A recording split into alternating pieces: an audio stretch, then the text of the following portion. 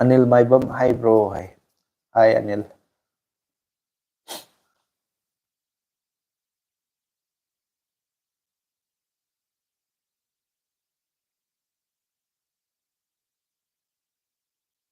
Tom Thila Yama no network problem like bro, hi. Tom Thin network problem si high na kanadre duni ay hajik na ibang mafam si network yam nuai taba ko gi call ga si call drop tawba oiba phone tawba daga si ani ra hom laka try to ga dial tawdra ga din call ga si phangdaba da main tawe masi masi ai gi phone na suna tre masi gi network ki carrier sina network ki Jio gi network carrier sina oidone gi location sida mamangda aina mamangi week ta so ai sigi mamangi week ta live tharaga live se yadadana network se yadadana puga yaukre moida complaint su tawraga su yenge moina su improve tawna bu hona gi ena hai adu kaisu improve tawrte khoina kemta tawba ngamba pot masu oidrabnina location yam nungai tre network ki problems lai hai tare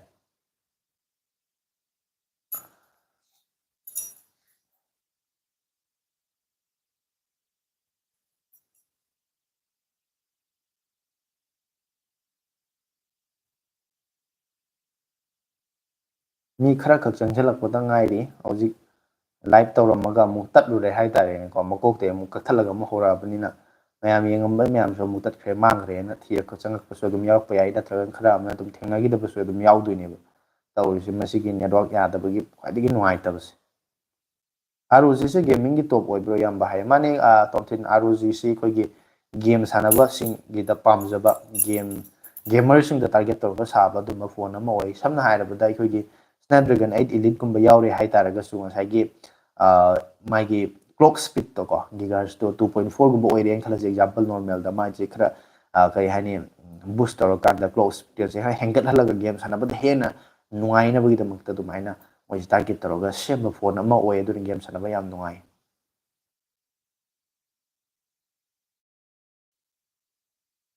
sidiki tamo aina net yahodana aina haikibu wafamdu tahodri hai sidiki hoi aina adumna haikibu wafamdu ai ningsingjari aina mamangdasu haijagibdo mayamna tabirahudre haibado ai amukasu makukte amu hallasu adum hanjarake adu samna hairaba kanda sidiki ai si mayamna tamnariba sumaina like si ke haini adum graduation si normal line da dum normal da graduation dum tamakpa hoigi adumaina aina hojik tawriba thabak sigadi karimta mari leina line amakhakhne ko aina tamaiba line aina tawriba sinfam tawriba mo thabak siga haitare adubu ngasai anou anouba electronic ki gadget kumbasi phone gumba mamangai matam da speaker gumba dadi khoi gi walkman kai lerambado adugumba adum mayam si anou anouba electronic ki pot kumbasi launch tawba puthrak matam se ai yam pame ai se hana dagi angang oi dei hona haita ina gyan tarak matam dei sum electronic ki gadget kumbasi am ngaujai bai se yam pame ba aduduna ai si matang sida anouba launch taraga su leiba ngamdraga su leidraga su kari kari yawi no karam karam anouba technology no moina sinai se kholi se kaina khara adum season ba yengan ba mi ama oina tawi haitare ado mayam su dum torongani khoi mayam tawa mi yaronggani haitare ai jangang oina khoi yum daga radio gumba yada baga se heta sido ga heta yengba kari no tawri se kamai semino kaanga am khangning ba dugumba pot se kiu kai haine dum electronic ki pot se da curiosity se am lai ba haitare aduna ai phone gumba kam se am pamjai yengi phone khatana tane electronic ki gadget kudimak se aduna aina sum loinama khangba nate ai sum mioi bani ai gi khangdaba aina haitaba sum yam am lai ni aina khangba khara ka dum mayam da share tawbase masdai mating oigadra haina share tawbasida masida nungai natragana kanai haina haibirakpuse aigidamaktadi yamna laibak fabane haitare ko sidiki aduga aina tawjaribudu mahi yale en khanjanini aduga mating pangbagi wafamsidi ngasai aina tawriba live tawbu matamda the channel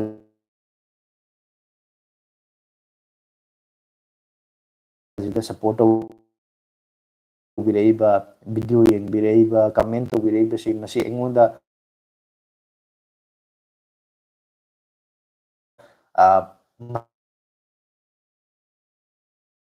mating pangbiba makhal amani masigidamaktsu yam chauna tawbimal khangbu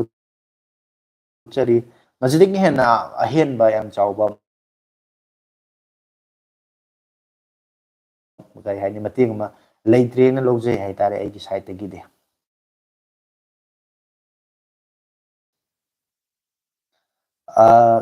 lamkhaboi lai hai yamba he hoi hai lamkhaboi kamdorige nungairi ko adum matam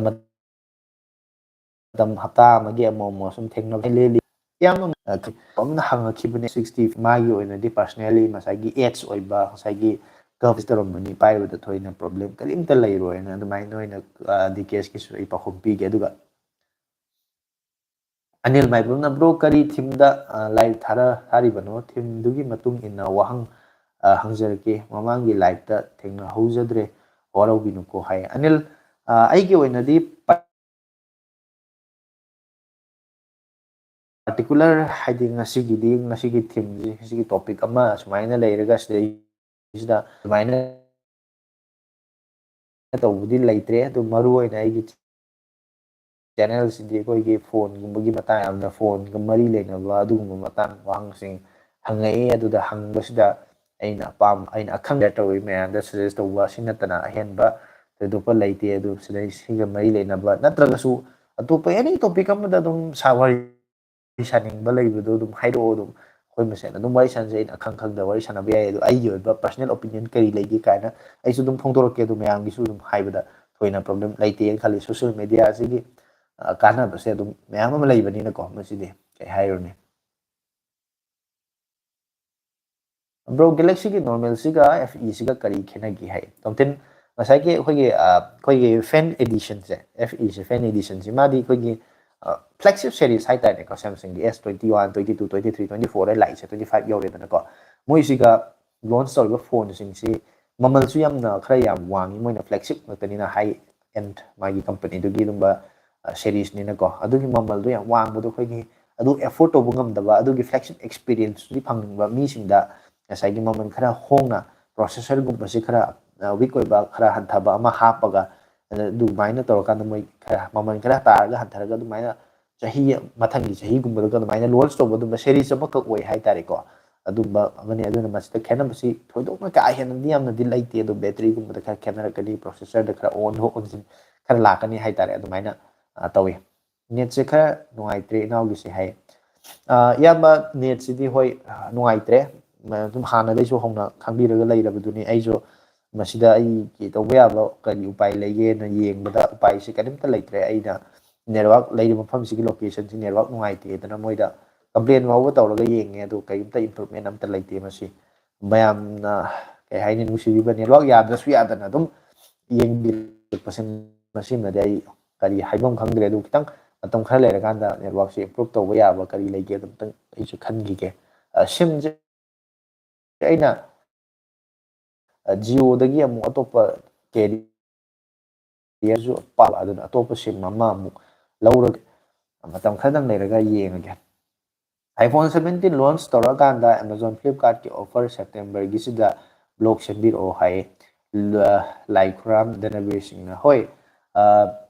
iPhone 16 series 16 sorry iPhone gi anouba model sing se series sing si September tha da dum launch to bani first week ta aduna handak chali ba chahi ji September da so iPhone 17 launch tawrani aduna hai badu launch to matam da iPhone mamang da lagi ba 15 boy ro 16 boy ro mayam si loina ma yam heavy discount pi ga mamal se ai han thara ga mi mayam su matam du yam laina ba su oi bane ba ko adumai matam du da karamba phone sing do offer lai aduga adugi matam du da lai bi aba kari kari phone lai ri haibu ai adu video soidana maki sem gen khalli soidana maki sem makani matam du tang yo ho ngai bina kisi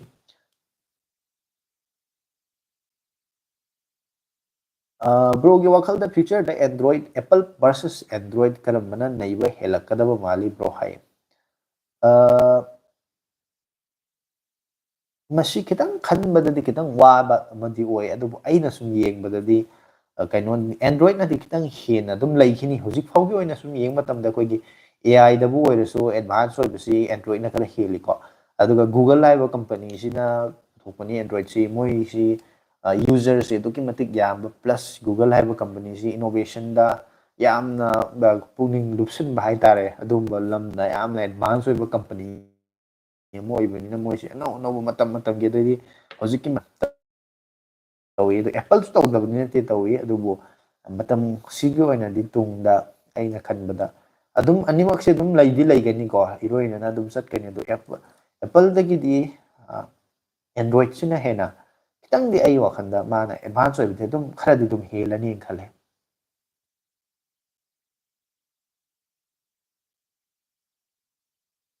Sidiki na mo tamoi gumba mi ngakta oiramadi jati khudimak nungsinana leiramgani ko. Aigi khangda punna aigi khangda punna hange ko tamo imanaba khudimak nasu share tau. Khangdaba dum lai matamda hangbirakpa matamda aina khangba adum ai akhangba hairakani aduga aina khangdabam lai matamda ai madu khangdre madu made ai tasengna khangdre na haidok matamda ai ikaibasu kaimta phaude hai tare ko. Ai mioiba amani aikoi kanamta hairaga polakpa natte aduga tamma tammaga thiraga hairakpa ngaktani. Samsamna hairkanda aina schoolda oza oiringai matamda angangsingna aingoda question hangai. Adu question da hangpa matamda aina akhangba mawongda aina moi myambu gyan tanaba wakhal tanaba bhab tanaba ai sandoga moida tai hai adu moina haitaba khangdaba matamda karamba mawongda taaga moida khangangitsige na aisu madu honai adu mathakta mu hangaiba question du khangdaba matamda ai masi madi khangdre masi ai amta thirakhige yengakige aduga khangakanda noida mu talake na haibis ai thoina ikaide hai tare ikaide haibeng maramdi mi gudimak perfect oibisi kanasu leite loina ma khangaga polakpasu natte aduna khangdaba sum yaukani adu akhangba khara aina akhangba adomna hangakpa matamda aina madugi pakhum pibada kaisu jingnabasu leite aduga laifamsu thokte na khale aduga nungsinana hingbagi matang sidi yam sengna hai taragadi ko sidigi aina leiba lamse haitonse khoigi khonggang sidi Bengali su lei Bengali akhoi khunduda natte akhoi khun thangnabada Bengali su mu lei adai mo khoigi awang thangbusida khoigi pangal lai se pangal akhoi aidi pangan koi masi warogunu ko warogunu haibudi masi matang da ina haining bam khale mamang da ne khoigi maitei pangan gi irang masi yam kana be ju te kai saungna dana khotna khatna dana tawidana masi matang da kenom haining neba pangal hairagadi tasingna hairga ne khoi Manipur sida yam lisang sinna kuina leira badugumba jati am khangni kamai horakpuno dudi aina haidra sum yam loi khang leirabni ningthau matamda lakhi kanda khoigi maitei gi nupi sing lawraga pokhibu maitei macha maitei pangal haina hainari ne haidana ko adugumbudu bu pangal haibani aduga muslim hairagadi aina muslim hain hai taragadi adugi pangal du natre ba mapalam de changakpa akhoi maitei ga karimta mari le na kaim samna da ba ina atopa jati ma hai tare moi oina chingre hai tare muslim hai tare aduna aina pangal haibasida lana khanganu asengbu su haibini achumba haibada kaisu warau ngai su leiti en khalle ayo khan ko aduga pangan su leiba ade Bengali su leire ko ade mo adudagi mu turen du wang ma lan tho kana hoigi tribal jati nya ma simte adaidi kaige mate kaige kom adaidi keno ga su leiri ba ko kuki ga su yam leiramni ba ko thangna ba singde aduna jati singti loina myam punna nungsi janana dum leiminai picak ping de hong imana ba dung tina imana ba tinarakpa jati myam am su lei ko khoi pangal laga gi nungsi be mana myam am leim su pau khaunari like tamina ba adaidi khoi gi kuki de su dum khangai gi ba lei ko adamaina Bengali de su dum myam am lei ado mioi bai ba se nungsi nana hingadabne masidai mana du haigre aina du haigre hoi ngahaktan gi thamoi nung sauning budi leram ba yai adubu adugi sauning baduna dum ta thamgadaba na ting hake saubuduna tungda akaiba myam lakadaba tari saubudu mioiba moina kauthokusu tamgadabni na ko kausu kauthokadabni kaudragadi dum ningjing legadi mana du haiba aina du haiba ai dum kanamta chungsinaro dum khana leani adum bodo aidi wakhandadi pamde laisu leite taugesu khande hai tare ko aduga ngasagi migi jati ama haidra adudai hunna ngangda khotna tawnaba mayam te madu aisu tawhaningde hai tare aina chaliba dharma je aina khwai fare en khalla chalini ko adom na chaliba dharma du so adom ge amuktadi khwai de faraba dharma ne na pamjana chaliba ne madu aina nangi du na phai ai gi sina phai nangi fati na haiba ge right kerimta leite adubu ai gi wakhan amakti lei kai haini khara amana ala kaure akoina atya guru sidaba ayum sidaba ina haire khara amana Hari Krishna haire ado mana top maming amta kaujaba ne mana mi laidi sorde amakhaktani aduna khoi myam je amakhatani aina adumai khanjai ai tare ai gi oina de maduda mayam sina wakhan je kitang chawthokpa wat pai haigadra kamai haini maduda khanjanara laibudo to haning da bai tare MD Khan na tamo khara sangan ba yagadro hai kai matang do itino masim de gyan ta tre mamang do question su hanga kyu su leite do sangan ba ji kari hai do light thaba ji kuina sangan thaba wa tang oi doira Anil Maipam yam nungaijare bro Oppo ki 13X hai. Hoi Oppo ki 13X 20K mung de laihogum to ni na hojwai de ngambada. Bro Samsung ki display line jing bado karam togani hai. Samsung ki display da adumaina green line lakpadu maram ani lai maram ani dagi lairakpa oibe ai maram di amana hoigi software update kumba lakpadagi ngasai software bugs lekpadagi laikhiba ma adu madudi moina no software update tawga natra company na moina mu replace ka tawga na screen replace kumba tawba aduga adum yani sinaba phone sinaba di kem problem lai roi aduga green line issue laktu isu thadaru gumba dadi phamjalu gumba display da nanjalu gumba tawba dagi laikhi bijai adudi ngasai phone gi display replace tawga dum yadu ni aduna adugi khenaba dum lai hai tare anil yabra hai Oppo ke 13X to yabra hai Oppo ke 13X yai ngasai ai ngasai ngamani ma de my processor do kitang weak koiba processor oi palising kun giren sar kanum le hobuni ma se tum thilai na bro display change tawba se phone gi sensor ga chingba fingerprint gumba khara mangwa male hai tum thin hoi gi in display fingerprint sensor gumba yawa samna hakanda super amoled display gumba oiramba dagi hoi chani edana topa IPS LCD gumba dum display ma silu taragadi phone du disina bayani in display fingerprint sensor do yara roi ko ai touch gumba da su kitang smooth oiba khotpu do khara wala ni aduna original adum phangmane Samsung oita di Samsung gi website ta changa ganda spare part laibani adudagi nangi phone model du gi matung ina dum laibada hana gi company na yorok padu chamana na dum phajana sina biyaba adum maina oina laibaduna atugi damakta ne aina mamang da su phoi gi phone khara suggest tobu matam da samna hai kan da Infinix kumba adai kanu adum phone khara aina suggest tobu matam mo khoi si phadi pharaga aina lehaning de pam de hai be maram se adune sai gi phone ji yarakta matam da ai mogi authorized oiba service center do chat laganda ai phone ji yadre original oiba part sin gi hai matam da Samsung gumba di thum thira ma imphal da kai da myam leidana ko adu adum Infinix gumba du lai roi dine aduna adum problem du gi khallaga lai ro matung da yarakta gumba phakta ba yok matam da after sale services si khalla kan du dum branded oiba sing si mayamna pamnaris bro S24 FN edition si pai ba phone oibra S20 ga yengna bada gaming gi oina game sanabagi da makta di ai wakhanda sai S23 na bu hena nungai gani hai tare mount yaw Snapdragon 8 generation S2 do ma du ne hena fai S24 da yaw di Exynos processor ni Exynos processor du su phati ab na te ma so dum phai flagship processor ni matam amagi adu ma ji kitang hitting issue lai ba hai tare ko game sanabu gumba heavy kind of performance application khara lumba heavy oiba khara sina matam ma ji hitting khara sagat pagi phone da sagat pagi problem khara lai ba aduna ni phone yam phaba phone ni top feature sing le yengu taragadi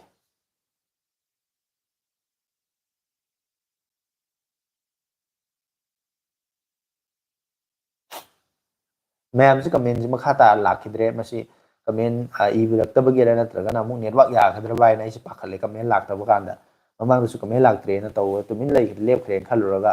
network याद्रे चप्पे तौले रमे दो होजिक सोमो okay तोमथिन मु इसले सिन ताकपदि या या ताकपनि तोमथिन thank you याबा iPhone से RAM लेब्रो अनोबा bro है तोमथिन की वाहन से करी है दुने ज्ञान तदा रैम दी फोन दा दुम याव को मतन दु मागी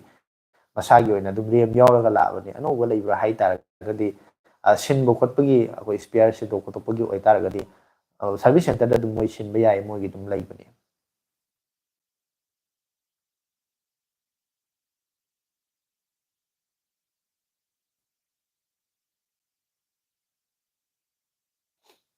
अनिलना ब्रो मोबाइल अमा इसिंगदा तारदी खुदक्ता तौबा याबा फर्स्ट एड तौबा याबा हाइबिरो नेट याई ब्रो हाय ओके नेट से सपमद्रे हेदा ngang su taramne anil namu hangaise ising da tasil taragadi akhoi khwaidagi hana do ising de lokha tare ko ising da tare di ising de lokha tare phagi ne sina ade ising de lokha la kan da akhoi na tawda base phone da switch off hana tawsan biro phone da switch off hana tawsan bira ka da ising do akhoi kai haine speaker gumba da di akhoi headphone jack gumba da sing changba do akhoi khutna ba kan thok pi batare kan thok ka da battery lawthok pa aba phone wa tari battery satok pa na di hana na battery satok pa di khwai di hore ko ado battery satok pa se hojiki matam le phone sing de loina cover se fix tor la ko ni yadrabni na switch off thamjala kanda phabat kan thoga khoi kangno phajana nusit nung sa marang kaina pham ma pham da ꯍꯥꯏꯇꯥꯔꯦꯅꯦꯀꯣ ꯑꯗꯨꯝ ꯃꯐꯝꯗ ꯊꯝꯃꯒ ꯐꯖꯅ ꯀꯪꯍꯜꯂꯀꯥꯟꯗ ꯑꯣꯟ ꯇꯧꯔꯒ ꯁꯤꯖꯤꯟꯅꯕ ꯃꯇꯝꯗꯗꯤ ꯄ꯭ꯔꯣꯕ꯭ꯂꯦꯝꯗꯤ ꯊꯣꯏꯅ ꯂꯩꯇꯦ ꯌꯥꯝ ꯈ꯭ꯋꯥꯏꯗꯒꯤ ꯐꯕꯗꯤ ꯀꯪꯍꯟꯗ꯭ꯔꯤꯉꯩ ꯃꯃꯥꯡꯗ ꯀꯪꯅꯕꯒꯤꯗꯃꯛꯇ ꯕꯦꯇ꯭ꯔꯤ ꯂꯧꯊꯣꯛꯄꯁꯦ ꯃꯁꯤꯒꯗꯤ ꯈ꯭ꯋꯥꯏꯗꯒꯤ ꯐꯕ ꯑꯣꯞꯁꯟꯅꯤ ꯑꯗꯨꯕꯨ ꯕꯦꯇ꯭ꯔꯤ ꯁꯠꯇꯣꯛꯄ ꯌꯥꯗꯕꯅꯤꯅ ꯑꯩꯈꯣꯏ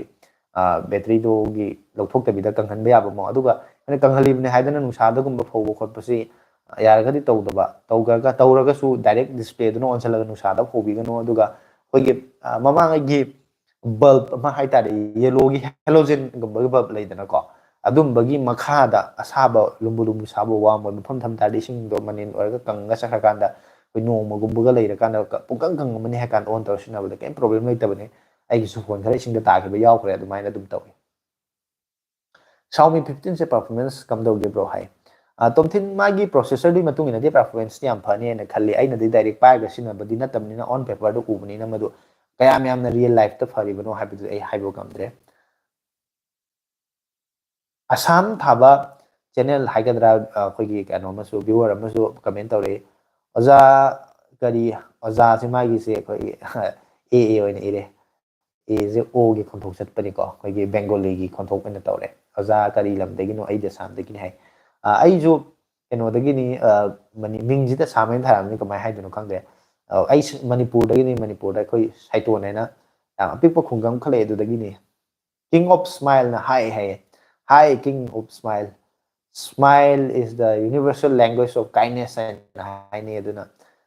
nofit toba maithong haibasi nokpa haibasi yam pha leirame aduga kay haini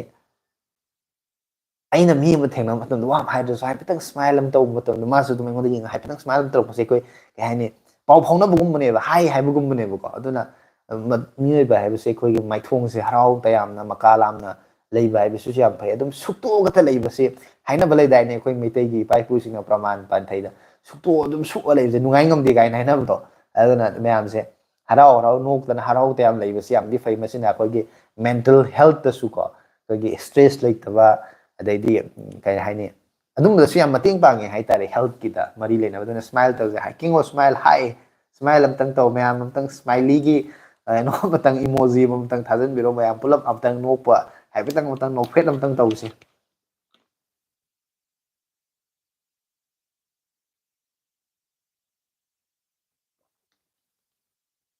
smiley yam lae nokpagi aduna nokpa haibase yamna phai smile aisi best medicine ni haini na ko love to ko gi nokpa kada ko gi laughing therapy ga ha and ga yuk to walking chela ga lao na nok thok pa da myam to nei du madu yam phaba therapy ni khoi hakchang da lemba stress anxiety adum myam do ko le da na hai adugi mathakta mukamu ngasai da so hai ga smile is a universal language of kindness kaina haina risi ai myam na masi thijal laga masi chomabane hairam amne khoi di madu para theknara kan ei chumine na hai ba khatane ba do aduna mayam ju koi nok pa ba siam phai amamuk su nok na ba phagi ga dum toksala su ai koi comment sida koi mayam adum nok pa ya ba comment le ga di adum mayam toksan biro ai pa thola ga mayam pulak nok mina je ai tare Mr. All thabam na su kana no e mayam koi mayam pulak mai di nok pa da ma pi bu tare mai emoji na tak pa di ma nok man dana bro iPhone second leibada part original natti haiba kamai khangi hai part original natti haibase koi gi setting da changa ka da magi part sing du ko unauthorized kind thaba leibani adum bai tar de mai part to sillabani aduga original part natte adu company gi branded oiba hai tare moi service center da gi sillaga di singi tar ga su madu dai koina adum original oina thobani madu de adum khangani lai lai na hai tare tamo khara sanganba yadabro hai MD Khan haise karigi dano mana sangan ba jang sai ju haira kare ai gyan tadre masi matang je karino sangan du se ai samje sangan se haira ai samje di ten lei nen pam ai di sam ten mase am pam me ko si samje na smai narum daga thengak pase yam haina de ba ai de aduna si narum jek theng pa tak e ba sam sang ba ai je haina de duna sam sangan se haira live tha sangan se haira MD Khan haise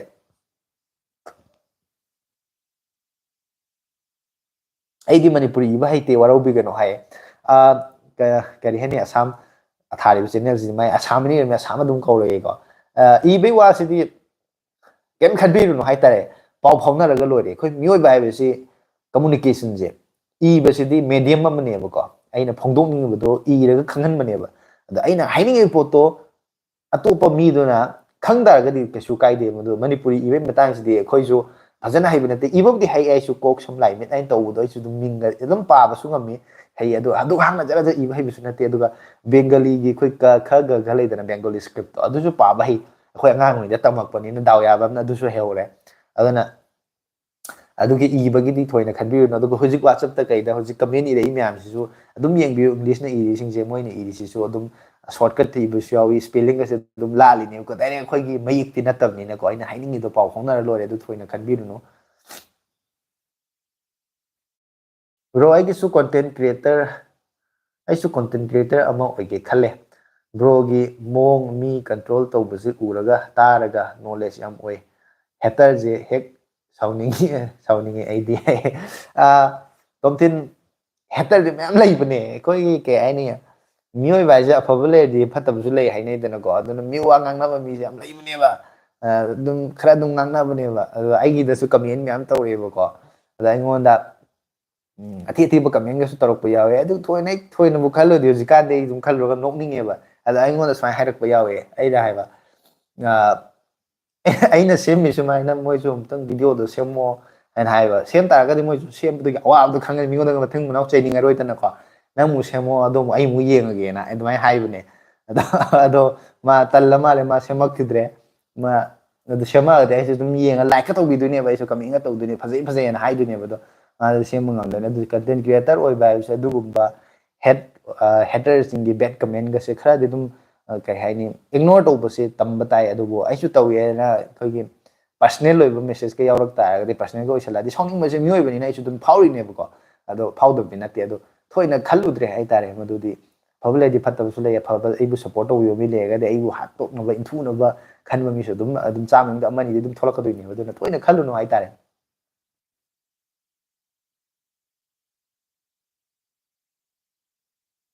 S24 fan ꯑꯦꯗꯤꯁꯟꯁꯦ bro ꯍꯧꯖꯤꯛ Amazon ꯐ꯭ꯂꯤꯞꯀꯥꯔꯠꯇ 35 ꯄꯤꯕ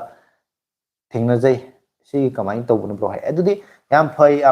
ꯃꯇꯝꯗꯨ 40 ꯃꯨꯛꯀ ꯄꯤꯕꯅꯦ 35ꯀ ꯐꯪꯉꯗꯤ ꯃꯁꯤ ꯌꯥꯝ ꯐꯕ phone ꯑꯣꯏꯔꯦ ꯐ꯭ꯔꯤ ꯁ꯭ꯇꯥꯏꯜ ꯑꯩꯅ ꯊꯥꯕ ꯆꯦꯅꯦꯜ ꯊꯪꯉꯩꯁꯦ ꯂꯩꯕ ꯌꯥꯔꯦ 35ꯀꯤ ꯔꯦꯟꯖꯇ ꯍꯧꯖꯤꯛ ꯑꯣꯐꯔ ꯃꯇꯝꯗ ꯐꯪ ꯇꯥꯔꯗꯤ ꯕꯦꯁ ꯐꯣꯟꯕꯨ ꯍꯥꯏꯕ ꯌꯥꯏ 35,000ꯒꯤ ꯃꯅꯨꯡꯁꯤꯗ S24 ꯐꯦꯟ ꯑꯦꯗꯤꯁꯟꯁꯦ ꯐ꯭ꯂꯦꯒꯁꯤꯞ ꯑꯦꯛꯁꯄꯤꯔꯤꯌꯦꯟꯁꯁꯨ ꯐꯪꯉꯅꯤ ꯌꯥꯝꯅ ꯐꯦꯟ ꯑꯦꯗꯤꯁꯟ ꯁꯦꯔꯤꯁꯁꯦ ꯌꯥꯝ ꯅꯨꯡꯉꯥꯏꯕꯅꯤ ꯇꯁꯦꯡꯅ ꯑꯩ ꯏꯁꯥꯃꯛꯅ ꯁꯤꯖꯤꯟꯅꯕꯒꯤ ꯑꯩ ꯃꯗꯨ ꯈꯪꯉꯒ ꯍꯥꯏꯕꯅꯤ ꯑꯗꯨꯒ S24ꯁꯦ ꯂꯣꯟꯆ ꯇꯧꯈꯤꯕꯁꯨ ꯀꯨꯏꯗ꯭ꯔꯤꯕ ꯐꯣꯟ ꯑꯃ ꯑꯣꯏꯔꯦ ꯆꯍꯤ ꯌꯥꯝꯃꯕꯗ 4-5 ꯐꯥꯎꯗ ꯐꯖꯅ ꯁꯤꯖꯤꯟꯅꯕ ꯌꯥꯕ ꯐꯣꯟ ꯑꯃ ꯑꯣꯏꯒꯅꯤ ꯂꯥꯏꯚ ꯚꯤꯗꯤꯑꯣ ꯊꯥꯔꯤꯁꯦ ꯈꯔ ꯁꯥꯡꯍꯟꯕ ꯌꯥꯗꯕ꯭ꯔꯣ ꯍꯥꯏꯕꯅꯤ ꯍꯥꯏ ꯑꯣꯀꯦ ꯑꯦꯝꯗꯤ ꯈꯥꯟ ꯃꯗꯨ ꯂꯥꯏꯚ ꯚꯤꯗꯤꯑꯣ ꯊꯥꯔꯤꯁꯦ ꯑꯩꯈꯣꯏ ꯁꯥꯡꯍꯟꯁꯦ ꯍꯥꯏꯁꯦ ꯑꯗꯨ ꯉꯁꯥꯏꯗꯒꯤ ꯊꯥꯔꯛꯏꯁꯦ ꯄꯨꯡꯃꯨꯛ ꯐꯥꯖꯤꯜꯂꯛꯑꯦ ꯑꯗꯨꯅ ꯑꯗꯨꯝ ꯉꯥꯏꯍꯥꯛ ꯂꯩꯔꯒꯗꯤ ꯂꯣꯏꯁꯟꯗꯕꯗꯤ ꯌꯥꯔꯔꯣꯏꯀꯣ ꯅꯨꯃꯤꯠ ꯆꯨꯞꯄ ꯊꯥ ꯂꯩꯕꯁꯦ ꯋꯥꯏ ꯍꯥꯏꯇꯥꯔꯦ ꯑꯩꯁꯨ ꯁꯨꯝ ꯉꯥꯡꯕꯁꯦ ꯃꯌꯥꯝꯅ ꯀꯃꯦꯟ ꯇꯧꯔꯛꯄꯗꯒꯤ ꯈꯨꯝꯅ ꯍꯣꯠꯅꯕꯗꯀꯣ ꯑꯩ ꯃꯔꯛ ꯃꯔꯛꯇ ꯏꯁꯤꯡ ꯊꯛꯏꯗꯣ ꯑꯗꯨꯅ ꯈꯔꯗꯤ ꯑꯗꯨꯝ ꯅꯨꯃꯤꯠ ꯆꯨꯞꯄꯗꯤ ꯇꯧ ꯌꯥꯗꯕꯅꯤꯅ ꯃꯇꯝ ꯑꯃꯗꯤ ꯂꯥꯛꯀꯅꯤ ꯂꯣꯏꯁꯟꯕꯒꯤ ꯑꯗꯨ ꯍꯧꯖꯤꯛ ꯐꯥꯎꯒꯤꯗꯤ ꯂꯣꯏꯁꯜꯂꯒꯦꯅ ꯈꯟꯗ꯭ꯔꯤ ꯑꯗꯨ ꯐꯥꯎꯒꯤꯗꯤ ꯑꯩꯈꯣꯏ ꯃꯌꯥꯝ ꯅꯨꯡꯉꯥꯏꯅ ꯑꯗꯨꯝ ꯁꯨꯃꯥꯏꯅ ꯀꯃꯦꯟꯇ ꯋꯥꯔꯤ ꯋꯥꯇꯥꯏ ꯑꯗꯨꯝ ꯁꯥꯟꯅꯈꯤꯁꯦ ꯑꯗꯨꯝ ꯍꯥꯏꯅꯤꯡꯕ ꯂꯩꯕꯗꯣ ꯑꯗꯨꯝ ꯐꯣꯡꯗꯣꯛꯄꯤꯔꯛꯑꯣ ꯍꯥꯏꯇꯥꯔꯦ ꯏꯌꯥꯝꯕ ꯀꯩꯒꯤꯅꯣ ꯃꯦꯁꯦꯖ ꯑꯃ ꯏꯔꯝꯃꯒ ꯑꯃꯨꯛ ꯃꯦꯁꯦꯖꯁꯦ ꯀꯛꯊꯠꯈ꯭ꯔꯦ ꯑꯩ ꯄꯥꯍꯧꯗ꯭ꯔꯦ ꯍꯥꯏꯐꯦꯠꯇꯤ ꯎꯔꯒ ꯄꯥꯒꯦ ꯇꯧꯔꯛꯄꯗ ꯀꯛꯈꯤꯕꯅ ꯍꯥꯜꯂꯦ ꯀꯔꯤ ꯍꯥꯏꯒꯦ ꯇꯧꯔꯝꯕꯅꯣ ꯅꯠꯇ꯭ꯔꯒ ꯁꯣꯏꯔꯤ ꯖꯥꯠꯂꯥ ꯑꯗꯨꯝ ꯃꯊꯪ ꯑꯃꯨꯛ ꯏꯁꯟꯕꯤꯔꯛꯑꯣ ꯑꯗꯨꯝ ꯏꯌꯥꯝꯕꯒꯤ ꯀꯃꯦꯟꯗꯣ ꯑꯩ ꯄꯥꯒꯦꯅ ꯉꯥꯏ ꯂꯩꯔꯕꯅꯦ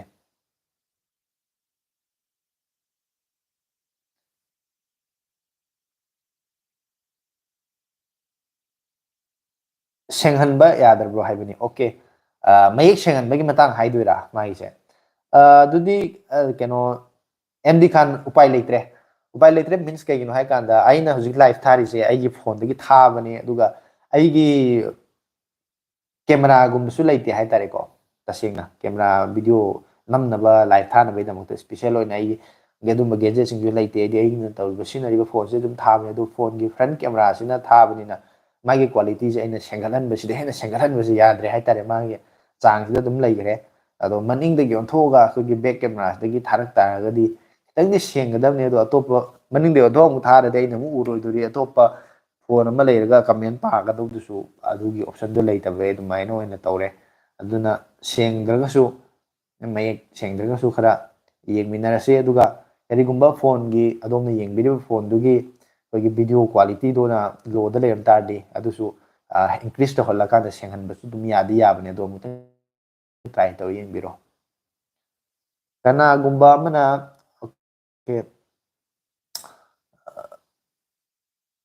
ꯑꯁꯥꯝ ꯊꯥꯕ ꯑꯩꯈꯣꯏꯒꯤ ꯆꯦꯅꯦꯜꯁꯤꯅ ꯑꯃꯨꯛ ꯍꯟꯅ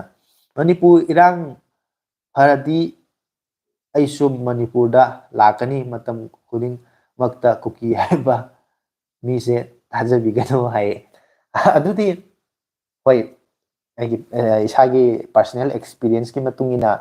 ꯀꯔꯤ ꯍꯥꯏꯅꯤ ꯈꯨꯗꯣꯡꯊꯤꯕ ꯊꯣꯛꯈꯤꯕ ꯅꯠꯇ꯭ꯔꯒꯅ ꯑꯩꯒꯤ ꯄꯔꯁꯣꯅꯦꯜꯂꯤ ꯅꯨꯡꯉꯥꯏꯇꯕ ꯊꯧꯗꯣꯛ ꯊꯣꯛꯈꯤꯕ ꯃꯌꯥꯝ ꯑꯃꯗꯤ ꯂꯩꯔꯝꯕꯗꯤ ꯌꯥꯏ ꯑꯗꯨꯕꯨ ꯀꯨꯀꯤ ꯍꯥꯏꯅ ꯑꯩ ꯃꯣꯏꯒꯤ ꯁꯞꯄꯣꯔꯠ ꯇꯧꯕꯁꯨ ꯅꯠꯇꯦ ꯃꯣꯏ ꯂꯣꯏꯅꯃꯛꯇꯤ ꯐꯠꯇꯕꯗꯤ ꯅꯠꯇꯦꯀꯣ ꯑꯩ ꯃꯁꯤꯡꯗꯤ ꯍꯥꯏꯒꯦ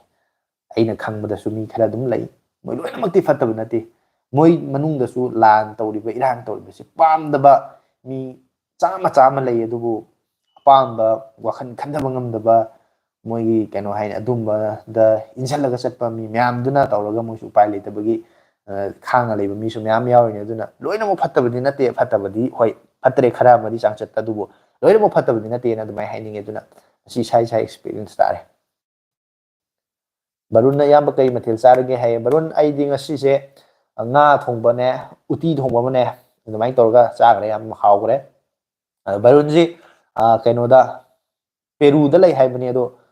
ꯄꯦꯔꯨꯁꯤ ꯃꯥ ꯃꯅꯤꯄꯨꯔꯗꯁꯨ ꯂꯥꯛꯑꯅꯤꯅ ꯉꯔꯥꯡ ꯍꯥꯏꯐꯦꯠ ꯂꯥꯏꯐꯇ ꯄꯟꯈꯤꯕ ꯑꯩ ꯇꯥꯍꯧꯏ ꯑꯗꯣ ꯑꯩꯈꯣꯏ ꯃꯅꯤꯄꯨꯔꯗ ꯂꯥꯛꯑꯀꯥꯟꯗ ꯑꯃꯨꯛ ꯃꯇꯥꯡ ꯆꯥꯕ ꯃꯇꯝꯗ ꯑꯩꯈꯣꯏ ꯃꯌꯥꯝ ꯑꯃꯨꯛ ꯊꯦꯡꯅꯕ ꯌꯥꯕꯒꯤ ꯇꯥꯟꯖꯥ ꯂꯩꯔꯗꯤ ꯊꯦꯡꯅꯁꯤ ꯑꯩꯈꯣꯏꯒꯤ ꯃꯃꯥꯡꯗꯁꯨ ꯏꯌꯥꯝꯕ ꯍꯣꯏ ꯀꯩ ꯑꯣꯏꯅ ꯃꯌꯥꯝ ꯑꯝꯇ ꯊꯦꯡꯅꯁꯦꯅ ꯌꯥꯝ ꯀꯟꯅ ꯍꯥꯏ ꯂꯩꯕ ꯑꯃ ꯂꯩꯈ꯭ꯔꯕꯅꯤ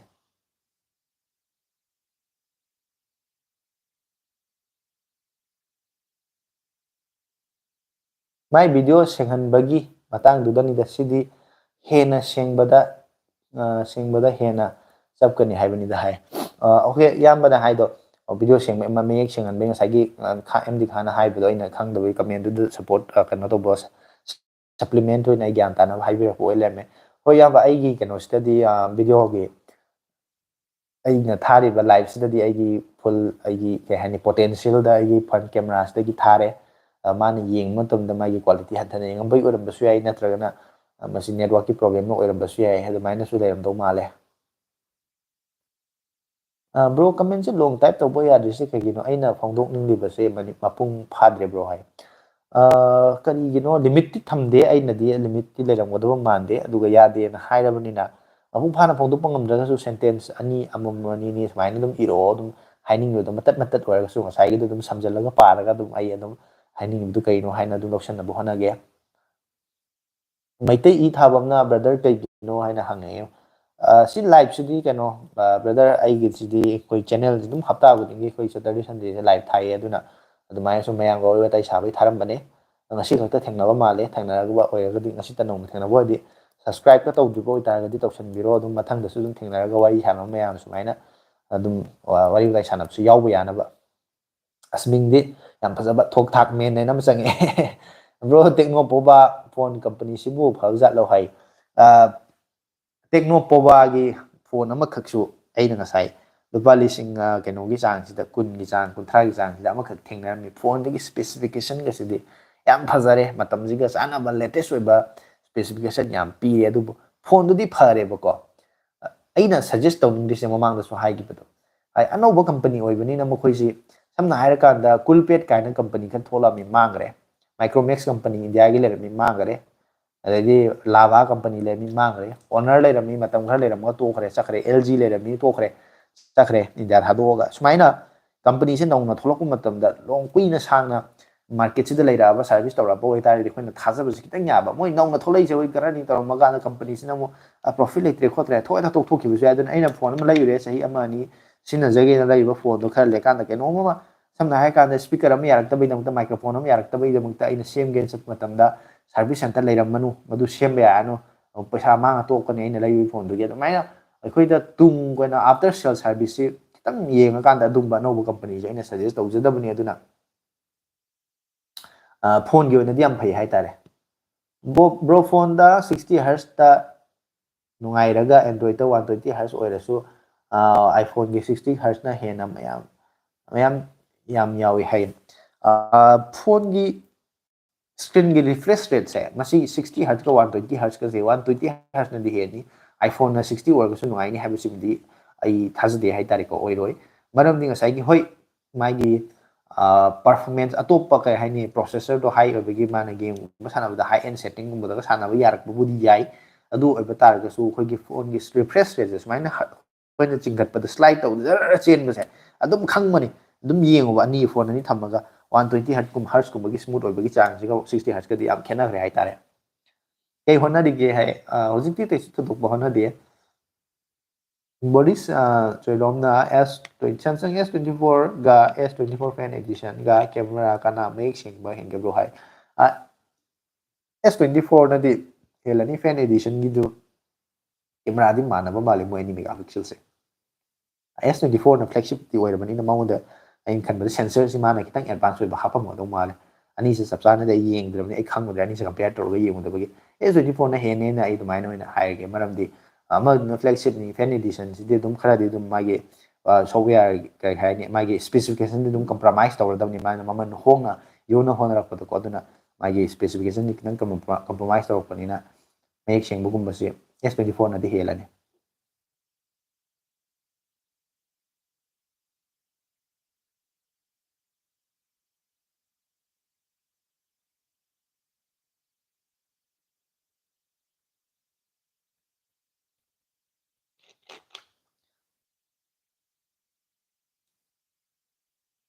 8K video shoot tawba ya ba phone lai bro hai Samsung gida 4K bahut ei thingna re 8K si khang de duga 8K si iPhone 16 series daga 16 Pro gumba sum bada 15 Pro gumba daga di yai ai di driver ne Manipur lak ta ba kuire ai gi laifam Karbi Anglong manjada laibani hai okay ma hoi yambasi khoi hana mamang ai kari haini Manipur sangthok sin to yari ngi matam da di Assam lagi su ni mayam ama khoi driver mayam ama khoi Manipur da dum lai kholi changi aduga hojikti irang sina le ga na khoi sengna especially maitai community gi mi sing chathok chasin problem oire aduna laktam su kuiramani irang sta rei sahi ani hele aduna kai haini hoi adumaina yaraga lakke na ngai bibo oragadi lakpa gari da lakpa su yai natragana dum Manipur nusibagi koi boina lakning boy target hojik su dum flight ta asu yai pesa budi khayam tingani aduna lakpa di kemta lakke na khala gadi dum yai hai ta Ramesh wai khom na supplement tore S25 Ultra da 8K yai hai na thagachari Ramesh aina kaur bani sing ning sing bek pam pare 8K yai na mamang da hanga kibut tom thin hai bodo 8K video sab tau ba hai bodo S25 Ultra da su ya lai rame deep creation lai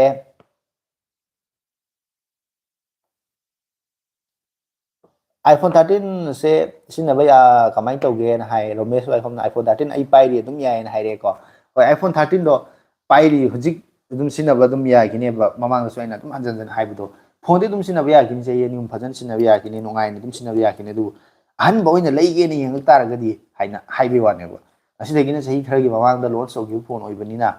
hojik matam sida latest oiba madugi price range da no specification features mem yaw phone mem launch ro punya adum do yeng mana khara hena phagani na matam siga sana ba na adumai hai ki bani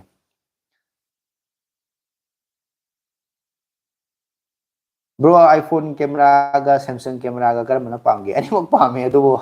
ai di video nam ni na video nam bai khala kan iPhone jina kitang lum na ngon da weight se kitang lai ba dau taw si ki oina bro ado Samsung S24 ga 24 ga iPhone 14 ga camera me kana se kana ne he ni hai photo kha ka pa gi oi tar ga di Samsung adum he ni aduga video nam khoi matam da di video nam tang da iPhone gi video di lamba lai tre ai tare sim di am se nga ai zara bada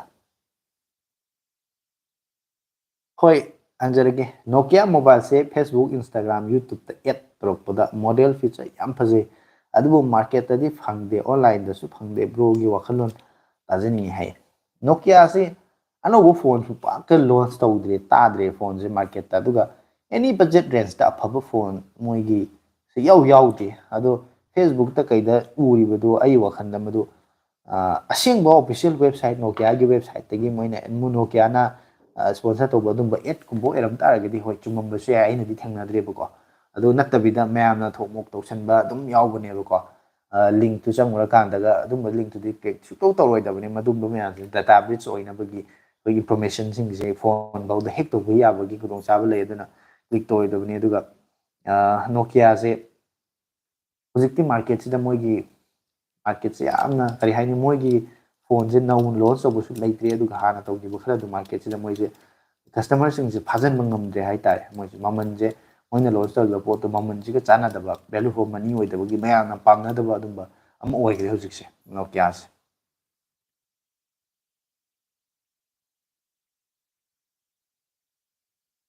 ꯑꯩ ꯁꯦꯝꯁꯪꯁꯨ ꯄꯥꯏ ꯑꯗꯣ video recording ꯑꯥꯏꯐꯣꯟꯅ ꯌꯥꯝ ꯍꯦꯜꯂꯦ ꯆꯨꯝꯃꯦ ꯔꯣꯃꯦꯁꯅ ꯍꯥꯏꯕ ꯑꯗꯨꯝ ꯃꯌꯥꯝꯅ ꯑꯗꯨꯝ ꯈꯪꯅꯔꯦ ꯚꯤꯗꯤꯑꯣꯒꯤꯗꯤ ꯑꯥꯏꯐꯣꯟꯁꯤꯗꯤ ꯀꯩ ꯍꯥꯏꯅꯤ ꯃꯣꯏꯅ ꯑꯗꯨꯝ ꯍꯦꯜ ꯂꯩꯔꯦ ꯍꯦꯔꯣ ꯐꯟ ꯇꯥꯏ ꯃꯥꯜꯂꯦ ꯍꯦꯔꯣ ꯐꯟꯗꯅ ꯕ꯭ꯔꯣ ꯔꯦꯝ ꯁꯦꯝꯁꯪ A35 ꯀ M35 ꯀꯔꯝꯕꯅ ꯍꯦꯟꯅ ꯑꯩꯈꯣꯏꯒꯤ ꯑꯣꯚꯔꯑꯣꯜꯗ ꯄ꯭ꯔꯥꯏꯁꯇꯤ ꯕꯨꯗꯤ ꯂꯩ ꯍꯥꯏ ꯄ꯭ꯔꯥꯏꯁꯄꯨꯗꯤ ꯈꯦꯠꯅꯕ ꯃꯌꯥꯝ ꯂꯩꯔꯦ ओवरऑल येंग तारगदी A35 ना दुम हेलने ममन हेनबगी नतेको मा स्पेसिफिकेशन माना खरा दुम हेले करी हाइनी याम नुआइते होय चुमे अखोइजु समना हाय कांदा आसामदबु चनिंगसु कई नोम लममदा चनिंगसु हानादी पैसा पाइजदबा लाइरबा खोइगुमबददिको असाइगे बस चलगदी मतमबुदी खरा मांगे नोंगमदा पुंग 12 हेन मांगे अदो पालिसिंग अमना कइना दुम चटपे यारमबदो फ्लाइट चटनम होनरे अदि हुजिके फ्लाइट की कंपनी म्यानसिन मोनोपोली तौरे मयामसि फ्लाइट नत्रगदि चटनबो ऑप्शन लेते दना लिसिंग अनि पिरम अहुम पिरम टिकेट तो 5 तरुक तरे तरायो मतमगी मन खुदक तक याम तांग अदुम अदुमाइना मिंगोंदा अवाब याम ओइरे हाइतारे चथोक चसिंग की प्रॉब्लम से कम्युनिकेशन लेत्रगदि ट्रांसपोर्टेशन मपुंग फाना लेत्रगदि लम अमा चखत पाइबसि ख्वाइदगी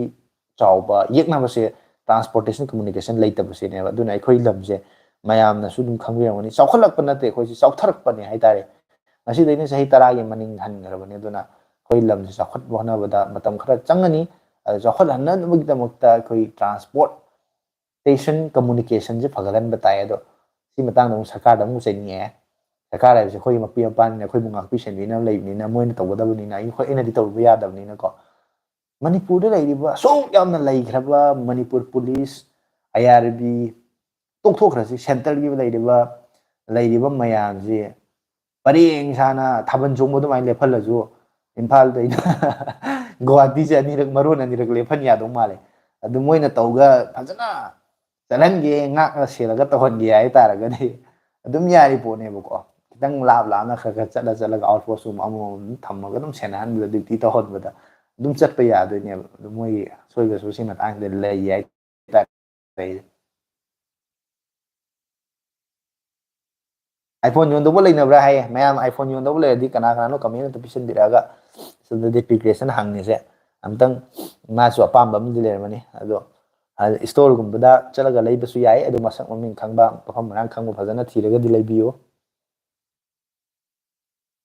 iPhone 16e camera performance kamai to buja no camera di shengani tomtil lai aina sum yengbada moi phone iPhone 16 de page mai gi ये फोन दुदा यावरी प्रोसेसर गसी A18 बाइनिक चिपसेट का आप चले को बैटरी से हम खांग बैटरी से हम चावे अतोपा करी करी फीचर्स में आजु याव का है याव दो बैटरी बैकअप याम फजे न मी म्याम लो हाइनरी को दो कैमरा अमख कोइ बसे सिदा मैम ना पामना दब सुमाले दु आई वखन द सुमदु iPhone 16e दी लेहनिंग दे सागी प्राइस तो कम चाना दे हाइतारे मतम गी इपाव है ना ब्रो सोनी की फोन करी करी लॉन्च तौरगे है सोनी की फोन अनोब लॉन्च तौबा इसु तादे हजिक हजिक की ओइना अदुगा तौकिबा लेरगसु हजिक फाउगी ओइना बजेट रेंज देदा 10 कुन कुंथ्रा नि पु यांखै सुमो मनुंग जिदा अफबा फोन अमा ओइन लखत प्याबा फोन से अमत थेंगनादि हाइतारे UI की नॉलेज लेजदे खितंग हाइबिरो ब्रो हाइ UI हैबसे यूजर इंटरफेरेंस हैबसे कैनोनी सम हाइ कांदा कस्टमाइज तौथोपनी एंड्रॉइड टू द माई माई कंपनी सिंगना को मोय मोय ओइबा टच खरा मोय मोय ओइबा करे हानि महाव मा हपचनबा कंपनी सिंगना समना OnePlus कुमना OnePlus की हपचले अदगी Redmi कुमना मोय HyperOS तो हपचले दो मोय नेशनल ऑपरेटिंग सिस्टम दे एंड्रॉइड नतनी दना को अदु एंड्रॉइड टू द मोय ओइबा महाव मा हपचनबनी हाइ तारे समना हाइ कांदा सम मोंग हाइ तारे दुने अइगी चलमा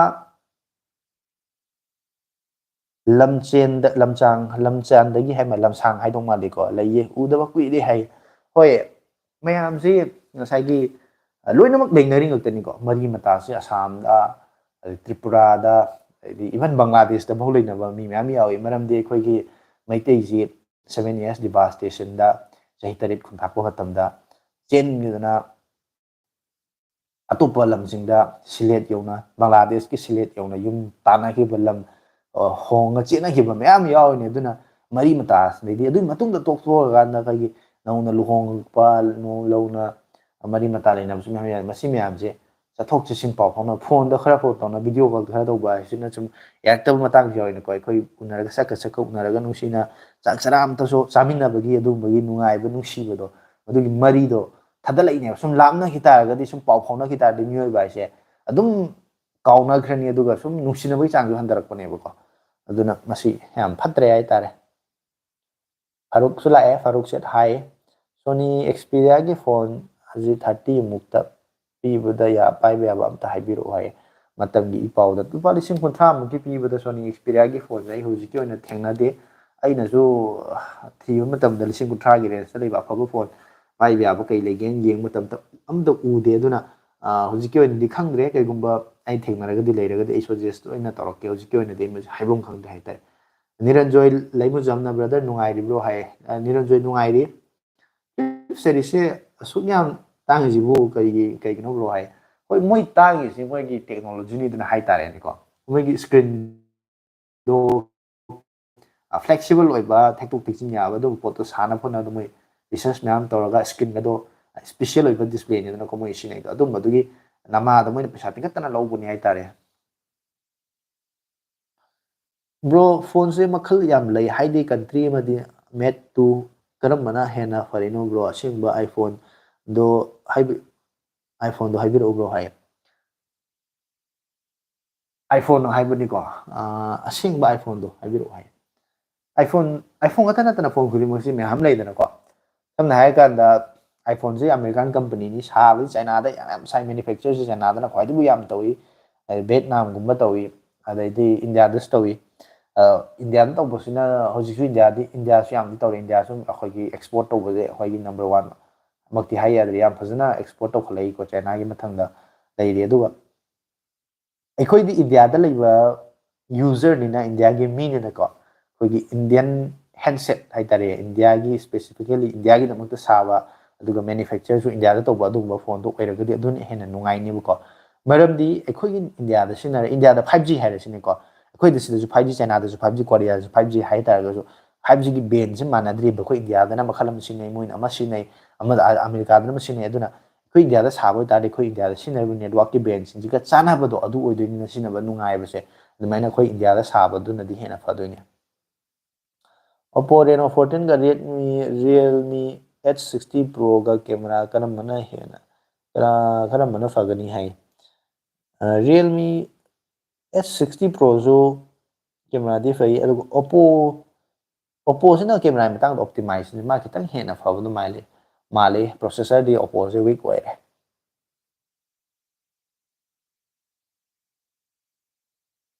sina daba phone yum da ta lei basing internet ki khuthang da paisa tan ba ya ba leibra hai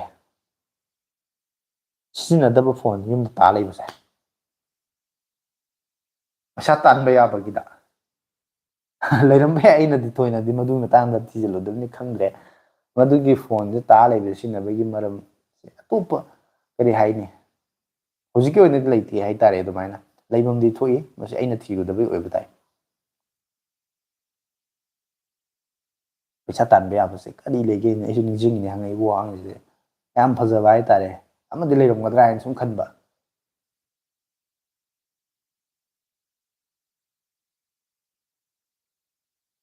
paisa tan ba ya bagi da hai taragadi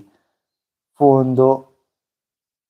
mi amna user amna otragadi sina ba hai tare operate tawdragadi tan badi ya loidabni na ko sina raga tan gadabni na application khara di lei paisa tan ba ya ba hairagadi samna hairaganda adum survey gi ga la ko leibani ko survey gi application khara leibani madu install tawsalaga na moina matam gi survey tarok matam da adum paisa ko kano ina ko gi gift voucher gumbo ina adumana phangba su leibani ado tasing paisa tan bagi rom da sina gi hai tar gadi ai ningji khangba ningjing bangamdre S25 Ultra versus 16 Pro hai top thil lai ai 16 Pro ina hairani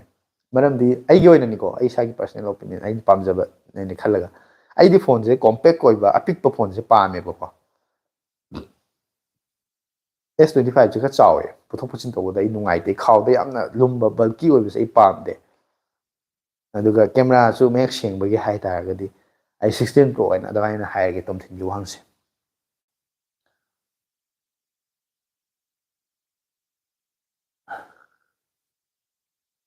bro Redmi 14 Pro Plus ama leige khanjari magi details kara haibiro aduga magi price tuga phone duga sana bro adu 14 Pro se aina sai yengambada magi kisida yaubra aina yengba sidida yauramdre ai yengdi ngam sai ai kauthukre maje Snapdragon 7S Gen 2 ra kanong oihibani kawre adu magi price range tuga magi piri specification gadi chanai aduga asi matang sida aina hainingba ama khak lei hai kanda aina haibu sai du kanda demotivate to wei wafam de nate apamba mi apamba ne do aina sum ujaba khangjaba khara da hai tar kanda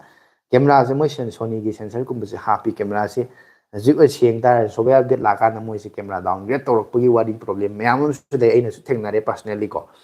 aduga hyper OS se nungai te na mayam na user mayam gi experience ta su hai bani na Redmi gi phone se ai ziki oina de suggest tawning ba phone amandi oide overall performance kara ban henja nungai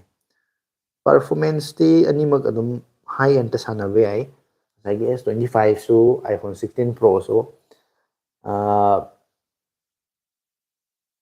animak se afaba ngatani amana heli amana wat amasu tade amasu hendi haiduni aduma si apambada ani jingda amada adong apambada oina leire na adumai oina hairege phone am phare animak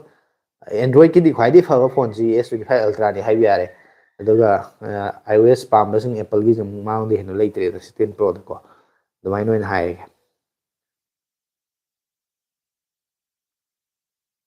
Bro, network 5G nungai buat pase semba ya ga dara room manung di 5G se nungai buat pa hai masi ekhoi da semba si yaroi magi setting da kai de ekhoi na semdok pu option je amta leite magi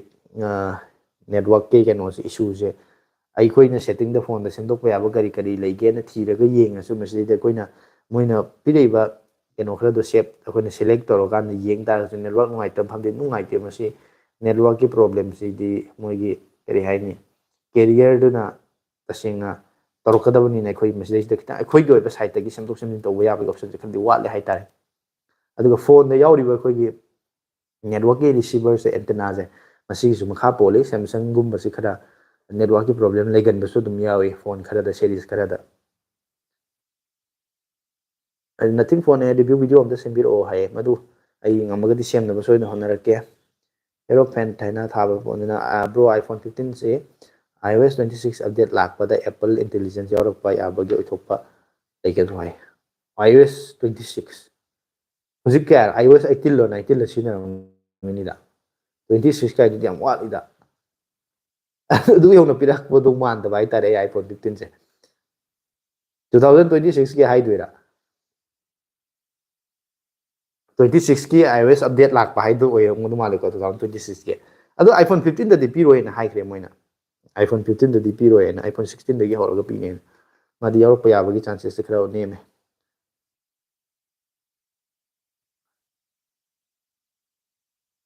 Infinix sound JBL happy se kai no bro hai adu di moi kai no ni kai hai ni brand gi collaboration ni moi ya moi na partnership to bani ko JBL ga partnership to ga moi sound gi engineering se moi ga to mina bani adu ga asai gi JBL gi sound si me amna pauna afaba magul leba khang leba quality leba sound ni na moi yaw ga di JBL gi sound ni hai tar ga di me amna nungai ni haina lening na ba pam na ba su mai to bu su oi ni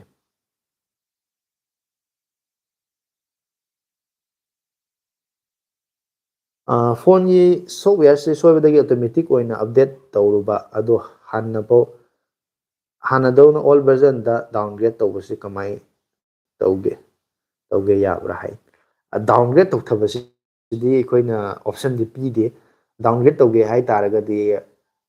ekhoi tawba yaba hai taragadi factory reset tawtokpa adudi factory dagi lak matam da yaroppa samna kanda magi android version da loi hangrani hanagi lekko da yaroppa dum aina dum leirani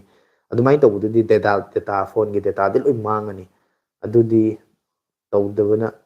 ꯑꯗꯨꯅ option ꯑꯣꯏꯅꯤ ꯑꯇꯣꯞꯄ ꯊꯥꯔꯠ ꯄꯥꯔꯇꯤꯗ ꯑꯩꯈꯣꯏꯅ mobile ꯔꯤꯄꯦꯌꯔꯤꯡ ꯁꯦꯟꯇꯔꯒꯨꯝꯕꯗꯒ ꯑꯩꯈꯣꯏꯅ ꯁꯝꯅ ꯍꯥꯏ ꯀꯥꯟꯗ ꯑꯩꯒꯤ ꯂꯩꯔꯛ ꯃꯇꯝ 13 ꯌꯥꯎꯔꯛꯑꯦ ꯍꯧꯖꯤꯛꯅ 15 ꯑꯁꯤ ꯇꯧꯊꯣꯛꯎꯔꯦ ꯄꯥꯝꯗ꯭ꯔꯦ 14 ꯑꯣꯏꯍꯟꯅꯤꯡꯉꯦ ꯍꯥꯏꯗꯅ 14ꯒꯨꯝꯕꯁꯦ ꯑꯩꯈꯣꯏꯅ ꯑꯗꯨꯝ ꯁꯣꯐꯋꯦꯌꯔꯁꯦ ꯀꯥꯞꯁꯟꯕꯗꯣ ꯌꯥꯏꯌꯦꯕꯀꯣ ꯑꯗꯨꯃꯥꯏꯅ ꯇꯧꯕꯁꯤꯗꯤ ꯌꯥꯝ ꯔꯤꯁꯀꯤ ꯑꯣꯏꯌꯦ ꯐꯣꯟꯗ ꯃꯥꯗꯔꯕꯣꯔꯗ ꯆꯥꯛꯄ ꯌꯥꯕꯒꯤ ꯆꯥꯟꯁꯦꯁ ꯐꯥꯎꯗ ꯂꯩ ꯍꯥꯏꯇꯥꯔꯦ ꯑꯗꯨꯅ ꯑꯗꯨꯝꯕꯗꯨꯗꯤ ꯑꯩ ꯔꯤꯀꯃꯦꯟ ꯇꯧꯅꯤꯡꯗꯦ ꯇꯧꯒꯦ ꯍꯥꯏꯔꯒꯅ ꯁꯣꯐꯋꯦꯌꯔ ꯑꯩꯈꯣꯏꯒꯤ ꯐꯦꯛꯇꯔꯤ ꯔꯤꯁꯦꯠ ꯇꯧꯕ ꯑꯃ ꯐꯦꯛꯇꯔꯤ ꯔꯤꯁꯦꯠ ꯇꯧꯕꯁꯤꯗꯤ ꯈꯪꯉ ꯂꯩ ꯑꯗꯨꯅꯤ ꯃꯌꯥꯝꯅꯁꯨ ꯑꯩꯒꯤ ꯗꯦꯇꯥ ꯂꯣꯏ ꯃꯥꯡꯗꯣꯏꯅꯤꯅ ꯗꯦꯇꯥꯁꯤꯡꯗꯣ ꯍꯥꯟꯅ ꯂꯣꯏꯅ ꯕꯦꯀअꯞ ꯇꯧꯍꯧꯔꯀꯥꯟꯗ ꯃꯗꯨ ꯇꯧꯒꯦ ꯍꯥꯏꯔꯒꯗꯤ ꯇꯧꯕ ꯌꯥꯕ ꯑꯣꯞꯁꯟꯁꯦ ꯑꯗꯨꯃꯥꯏꯅ ꯑꯣꯏꯅ ꯂꯩ ꯕ꯭ꯔꯣ 35K ꯃꯨꯛꯀꯤ ꯃꯅꯨꯡꯗ ꯂꯩꯕ ꯐꯣꯟ ꯑꯃꯇ ꯍꯥꯏꯕꯤꯔꯛꯑꯣ ꯈꯔ ꯅꯨꯡꯉꯥꯏꯗꯧꯕ ꯍꯥꯏ ꯉꯁꯥꯏꯗꯁꯨ ꯃꯌꯥꯝꯅ ꯌꯥꯝ ꯍꯥꯏꯅꯔꯝꯕꯅꯦ S23 ꯅꯠꯇ꯭ꯔꯒ 24ꯗꯣ ꯑꯗꯨ ꯑꯅꯤꯗꯨ ꯌꯦꯡꯕꯤꯔꯣ S23 ꯅꯠꯇ꯭ꯔꯒ 24 ꯐꯥꯏꯟ ꯑꯦꯗꯤꯁꯟꯗꯣ ꯄ꯭ꯔꯣꯀꯥꯁꯤꯅꯦꯁꯟ ꯑꯩꯅ ꯊꯥꯕ ꯆꯦꯅꯦꯜ ꯑꯃꯁꯨ ꯆꯪꯉꯦ ꯑꯗꯨꯒ iOS 19 ꯂꯥꯛꯑꯔꯣꯏ iOS 26 ꯑꯣꯏꯔꯅꯤ ꯍꯥꯏ ꯑꯣꯀꯦ 19 ꯂꯥꯛꯑꯔꯣꯏ 26 ꯑꯣꯏꯔꯅꯦꯕ ꯃꯁꯤ ꯄꯥꯎꯁꯦ ꯑꯩꯅ ꯇꯥꯗ꯭ꯔꯤꯁꯤ ꯇꯥꯍꯧꯗ꯭ꯔꯦ ꯑꯗꯨ ꯌꯦꯡꯉꯒꯦ ꯑꯩꯅ ꯊꯦꯡꯅꯍꯧꯗꯕ ꯑꯣꯏꯔꯝꯃꯅꯤ ꯈꯨꯟ ꯄꯨꯟꯁꯤꯕ ꯏꯆꯤꯜ ꯏꯅꯥꯎ ꯃꯌꯥꯝ ꯍꯥꯏꯔꯤ ꯃꯌꯥꯝꯅ ꯈꯨꯃꯟ ꯄꯨꯟꯁꯤꯕ ꯍꯥꯏꯅ ꯃꯦꯁꯦꯖ ꯇꯧꯔꯛꯏ ꯑꯩꯈꯣꯏꯒꯤ ꯃꯉꯥꯡ ꯂꯨꯋꯥꯡ ꯈꯨꯃꯟ ꯍꯥꯏꯅ ꯒꯨꯔꯨ ꯑꯍꯨꯝ ꯂꯩꯔꯤꯕ ꯑꯩꯈꯣꯏꯒꯤ ꯃꯩꯇꯩꯒꯤ ꯑꯁꯤ ꯑꯌꯨꯛ ꯅꯨꯡꯊꯤꯜ ꯅꯨꯃꯤꯗꯥꯡꯒꯤ ꯃꯇꯝꯁꯤꯕꯨ ꯀꯣꯜꯂꯤꯕ ꯑꯩꯈꯣꯏꯒꯤ ꯏꯁꯣꯔꯁꯤꯡꯗꯨꯅꯤ ꯍꯥꯏꯇꯥꯔꯦ ꯂꯥꯏꯁꯤꯡꯗꯨꯅꯤ ꯑꯩꯈꯣꯏꯒꯤ ꯃꯩꯇꯩꯒꯤ ꯑꯣꯏꯅ ꯊꯥꯖꯅꯕꯤꯗ ꯒꯨꯔꯨ ꯍꯥꯏꯕꯒꯤ ꯋꯥꯅꯤ ꯂꯥꯏꯅꯤ ꯂꯥꯏꯊꯣꯛꯅꯤ ꯃꯉꯥꯡ ꯒꯨꯔꯨ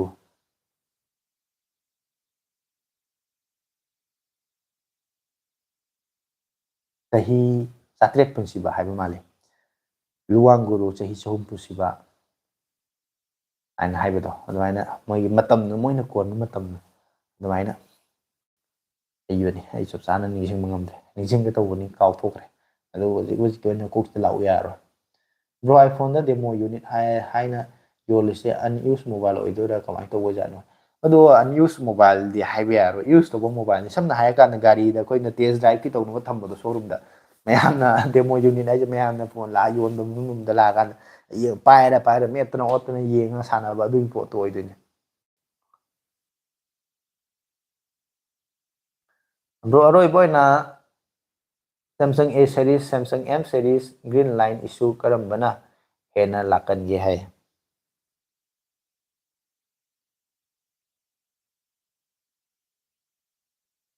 ꯑꯗꯨꯃꯥꯏꯅꯗꯤ ꯂꯩꯇꯦꯗ ꯇꯥꯈꯤꯗꯦ A ꯁꯦꯔꯤꯁꯇ ꯈꯤꯇꯪꯗꯤ ꯊꯣꯛꯈꯤꯕ ꯃꯥꯜꯂꯤ M ꯁꯦꯔꯤꯁꯇꯗꯤ ꯇꯥꯕꯨ ꯇꯥꯗꯦ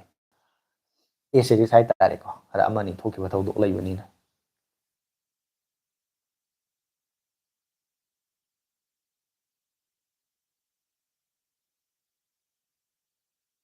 ꯕ꯭ꯔꯣ ꯁ꯭ꯇꯤꯔꯤꯑꯣ ꯗꯣꯜꯕꯤ ꯁꯥꯎꯟ ꯑꯣꯏꯕꯒꯤ ꯀꯥꯟꯅꯕ ꯈꯔ ꯍꯥꯏꯕꯤꯌꯨ ꯀꯔꯝꯕ ꯐꯣꯟꯗ ꯌꯥꯎꯏ ꯍꯥꯏꯕꯁꯨ ꯍꯥꯏꯕꯤꯌꯨ ꯍꯥꯏꯌꯦ ꯁ꯭ꯇꯤꯔꯤꯑꯣ ꯑꯣꯏꯕꯒꯤ ꯀꯩꯅꯣꯗꯤ ꯀꯥꯟꯅꯕꯗꯤ ꯑꯩꯈꯣꯏꯅ ꯏꯁꯩꯒꯨꯝꯕ ꯇꯥꯕꯒꯨꯝꯕꯗ ꯑꯗꯩꯗꯤ ꯑꯩꯈꯣꯏꯅ ꯏꯌꯥꯔꯄꯤꯁ ꯍꯥꯞꯄꯒ ꯀꯩꯀꯩ ꯃꯔꯨꯑꯣꯏꯅ ꯁꯥꯎꯟꯁꯦ ꯅꯨꯡꯉꯥꯏꯕ ꯑꯩꯈꯣꯏꯒꯤ ꯏꯁꯩꯒꯨꯝꯕ ꯊꯥꯕꯗꯒ ꯑꯩꯈꯣꯏ ꯁꯔꯥꯎꯟ ꯁꯥꯎꯟ ꯑꯣꯏꯅ ꯇꯧꯕꯗꯣ ꯏꯁꯄꯤꯀꯔ ꯃꯣꯅꯣ ꯁꯥꯎꯟ ꯑꯣꯏꯇꯥꯔꯗꯤ ꯑꯩꯈꯣꯏꯒꯤ ꯁꯤꯡꯒꯜ ꯐꯥꯏꯌꯔꯤꯡ ꯀꯩꯅꯣ ꯑꯣꯏꯔꯅꯤ ꯏꯁꯄꯤꯀꯔ ꯑꯣꯏꯔꯅꯤ ꯃꯈꯥꯗ ꯕꯣꯇꯝ ꯐꯥꯏꯌꯔꯤꯡꯒꯨꯝꯕ ꯑꯣꯏꯔꯅꯤ ꯃꯈꯥꯗꯒꯨꯝꯕ ꯑꯩꯈꯣꯏ ꯁꯥꯎꯟ ꯑꯃꯈꯛꯇꯪꯗꯒꯤ ꯊꯣꯛꯄꯗꯣ ꯑꯗꯨꯗꯨꯅ ꯀꯔꯤ ꯍꯥꯏꯅꯤ ꯏꯁꯩꯒꯨꯝꯕ ꯇꯥꯕꯗꯗꯤ ꯑꯗꯨꯝ ꯈꯤꯇꯪꯗꯤ ꯁ꯭ꯇꯤꯔꯤꯑꯣꯅ ꯅꯨꯡꯉꯥꯏꯕ ꯍꯦꯜꯂꯦ ꯑꯗꯨ ꯃꯉꯥꯏ ꯑꯗꯨ ꯈꯦꯠꯅꯕ ꯍꯥꯏꯁꯦ ꯑꯗꯨ ꯃꯉꯥꯏ ꯑꯗꯣ ꯐꯣꯟ ꯀꯔꯝꯕꯗ ꯌꯥꯎꯒꯦ ꯍꯥꯏꯁꯤꯗꯤ ꯐꯣꯟ ꯈꯨꯗꯤꯡꯃꯛꯇꯤ ꯑꯩ ꯅꯤꯡꯁꯤꯡꯕ ꯉꯝꯗ꯭ꯔꯦ ꯉꯁꯥꯏ ꯑꯩꯅ ꯐꯣꯟ ꯈꯔ ꯍꯥꯏꯈꯤꯕꯗꯣ ꯔꯤꯌꯦꯜꯃꯤ P3 iQOO Neo 10 ꯑꯗꯨꯝ ꯌꯥꯎꯏ ꯍꯧꯖꯤꯛꯀꯥꯟꯗꯤ ꯁ꯭ꯇꯤꯔꯤꯑꯣ ꯁꯥꯎꯟꯁꯤ ꯐꯣꯟ ꯑꯌꯥꯝꯕꯗ ꯑꯗꯨꯝ ꯌꯥꯎꯗꯤ ꯌꯥꯎꯗꯕꯁꯨ ꯑꯗꯨꯝ ꯌꯥꯎꯔꯛꯏꯀꯣ ꯁꯝꯅ ꯍꯥꯏꯔꯀꯥꯟꯗ ONE PLUS Nord C5ꯇ ꯉꯔꯥꯡ ꯍꯥꯏꯕꯗ ꯌꯥꯎꯗꯦꯅ ꯍꯥꯏꯕꯗꯣ ꯑꯗꯨ ꯌꯥꯎꯗ꯭ꯔꯤꯗꯣ ꯑꯗꯨꯃꯥꯏꯅ ꯈꯔꯗꯤ ꯑꯗꯨꯝ ꯂꯩꯕꯅꯦ ꯃꯗꯨ ꯑꯩꯈꯣꯏꯅ ꯌꯦꯡꯕ ꯇꯥꯔꯦ ꯇꯣꯝꯊꯤꯟꯗ ꯑꯥꯏꯐꯣꯟ ꯗꯦꯃꯣ ꯌꯨꯅꯤꯠꯇꯨ ꯀꯥꯏꯗ ꯌꯣꯟꯒꯦ ꯍꯥꯏꯔꯤ ꯇꯣꯝꯊꯤꯟ ꯈꯪꯕ ꯂꯩꯔꯗꯤ ꯑꯗꯨꯝꯇꯪ ꯍꯥꯏꯈ꯭ꯔꯣ ꯑꯩꯗꯤ ꯈꯪꯗꯦꯀꯣ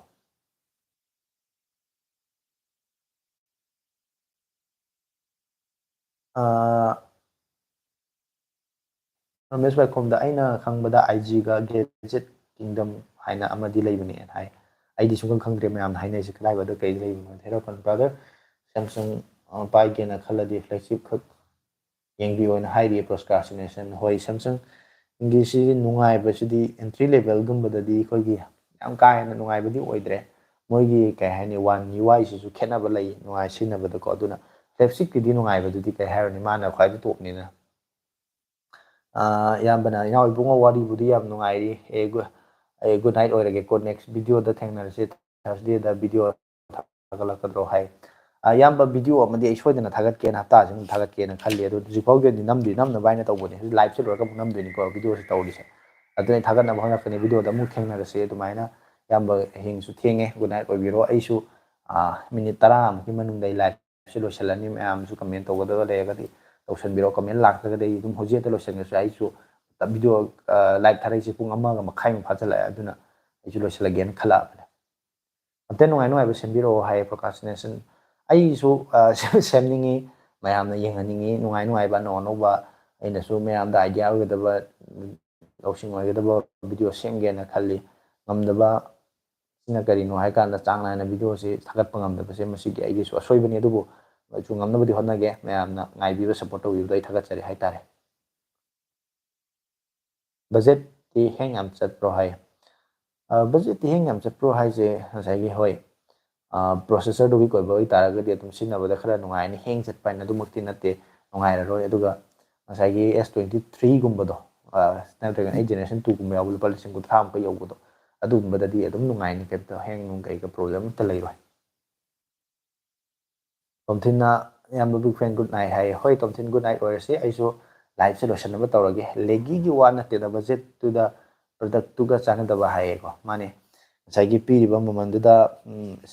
ꯀꯩ ꯍꯥꯏꯅꯤ ꯃꯃꯜꯗꯨ ꯍꯣꯡꯉꯕꯅꯤꯅ ꯃꯣꯏꯁꯨ ꯀꯗꯥꯏꯗꯅꯣ ꯑꯃꯗꯤ ꯀꯣꯁ ꯀꯠꯇꯤꯡ ꯇꯧꯅꯕ ꯍꯣꯠꯅꯔꯛꯄ ꯃꯇꯝꯗ ꯄ꯭ꯔꯣꯁꯦꯁꯔꯗꯨ ꯋꯤꯛ ꯑꯣꯏꯍꯟꯕꯅꯤ ꯈꯪꯗꯦ ꯀꯦꯃꯦꯔꯥꯗ ꯈꯤꯇꯪ ꯋꯥꯠꯄꯗꯤ ꯈꯪꯗꯦ ꯑꯗꯩꯗꯤ ꯑꯌꯥꯝꯕꯅ ꯄ꯭ꯔꯣꯁꯦꯁꯔꯒꯨꯝꯕꯗ ꯑꯣꯏꯒꯜꯂꯤ ꯑꯗꯨꯅ ꯈꯤꯇꯪ ꯁꯤꯖꯤꯟꯅꯕꯗ ꯀꯩ ꯍꯥꯏꯅꯤ ꯑꯆꯧꯕ ꯍꯦꯚꯤ ꯑꯣꯏꯕ ꯑꯦꯄ꯭ꯂꯤꯀꯦꯁꯟ ꯁꯤꯖꯤꯟꯅꯕꯗ ꯈꯤꯇꯪ ꯅꯨꯡꯉꯥꯏꯇꯕ ꯑꯗꯨꯒꯤ ꯋꯥꯅꯤ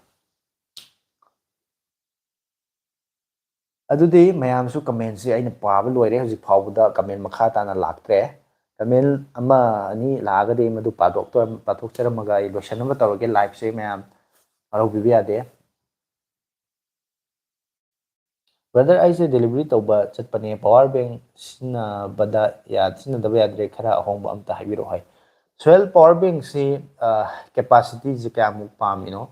10,000 mAh ꯇꯔꯥ 5,000 mAh ꯑꯗꯨꯝꯕꯒꯤ ꯀꯦꯄꯥꯁꯤꯇꯤ ꯃꯅꯨꯡꯗꯨꯗ ꯍꯥꯏꯐꯦꯠ ꯌꯦꯡꯉꯒ ꯑꯩꯒꯤ ꯑꯣꯏꯅꯗꯤ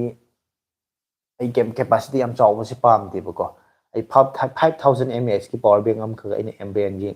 ꯃꯌꯥꯝꯗ ꯄꯣꯁꯇꯒ ꯊꯝꯈꯤꯕꯗꯣ ꯍꯧꯖꯤꯛ ꯑꯣꯐꯔꯗ ꯂꯨꯄꯥ 1,000 ꯂꯩ ꯃꯃꯜꯁꯨ ꯌꯥꯝ ꯍꯣꯡꯉꯦꯀꯣ ꯑꯗꯨꯒ ꯁꯤꯖꯤꯟꯅꯕꯁꯨ ꯌꯥꯝ ꯅꯨꯡꯉꯥꯏꯗꯣ ꯋꯥꯌꯔꯂꯦꯁ ꯆꯥꯔꯖꯤꯡꯁꯨ ꯑꯣꯏꯕꯅꯦꯕ ꯑꯗꯨꯃꯥꯏꯅ ꯑꯃ ꯂꯩ ꯑꯗꯨ ꯁꯖꯦꯁ ꯇꯧꯔꯛꯑꯣ ꯍꯥꯏꯕ꯭ꯔꯥ ꯅꯠꯇ꯭ꯔꯒꯅ ꯀꯩꯅꯣꯗꯣ ꯈꯤꯇꯪ ꯑꯗꯨꯗ ꯍꯦꯟꯅ ꯆꯥꯎꯕ ꯈꯤꯇꯪ ꯋꯥꯔꯠ ꯑꯣꯏꯕ ꯐꯥꯁ ꯆꯥꯔꯖꯤꯡꯒꯨꯝꯕ ꯌꯥꯎꯕ ꯄꯥꯝꯃꯦ ꯍꯥꯏꯔꯒꯁꯨ ꯑꯗꯨꯝ ꯍꯥꯏꯔꯛꯑꯣ ꯑꯩ ꯁꯖꯦꯁꯇꯣ ꯌꯦꯡꯉꯒ ꯇꯧꯔꯛꯑꯒꯦ ꯍꯧꯖꯤꯛꯇꯤ ꯑꯩ ꯈꯨꯗꯤꯡꯃꯛꯇꯤ ꯅꯤꯡꯁꯤꯡꯉꯒ ꯂꯩꯇꯕꯒꯤ ꯑꯩ ꯃꯃꯤꯡꯗꯨ ꯈꯨꯗꯛꯇꯗꯤ ꯍꯥꯏꯕ ꯉꯝꯃꯔꯣꯏ ꯄꯋꯥꯔ ꯕꯦꯡꯁꯦ ꯐ꯭ꯂꯥꯏꯠꯇ mAh ꯀꯌꯥꯐꯥꯎ ꯌꯥꯒꯦ 20,000 mAh ꯐꯥꯎ ꯌꯥꯏ ꯑꯗꯨꯗꯒꯤ ꯍꯦꯜꯂꯒꯗꯤ ꯌꯥꯗ꯭ꯔꯦ ꯒꯨꯗ ꯅꯥꯏꯠ ꯕ꯭ꯔꯣ ꯖꯤꯕꯤ ꯍꯥꯏ ꯍꯣꯏ ꯒꯨꯗ ꯅꯥꯏꯠ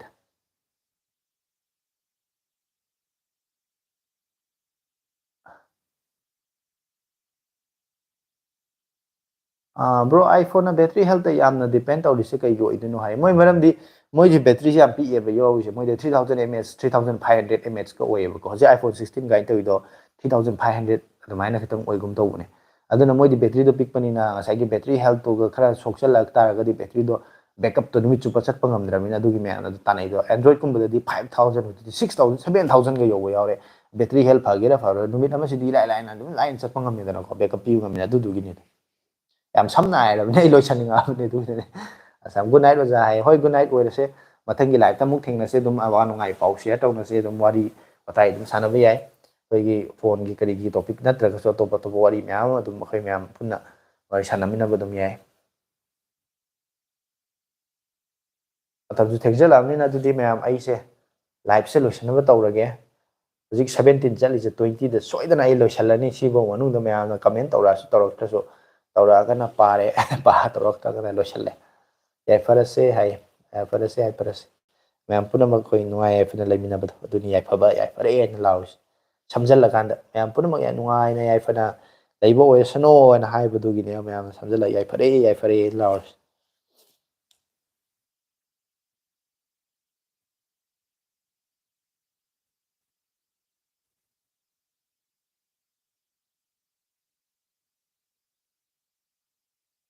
ꯑꯗꯨꯗꯤ ꯍꯧꯖꯤꯛ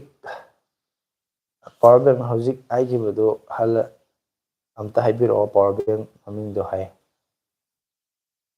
ꯄꯋꯥꯔ ꯕꯦꯡꯀꯤꯗꯣ ꯍꯣꯏ ꯑꯩ ꯌꯦꯡꯉꯛꯑꯒꯦ Redmi 14 Pro Plus kido 3 generation Snapdragon 7 generation 3 processor version na 14 oi price na 35 lay adudi ai di 35,000 35,000 ota Redmi 14 Pro Plus to lay ro no madu ai suggest tawning de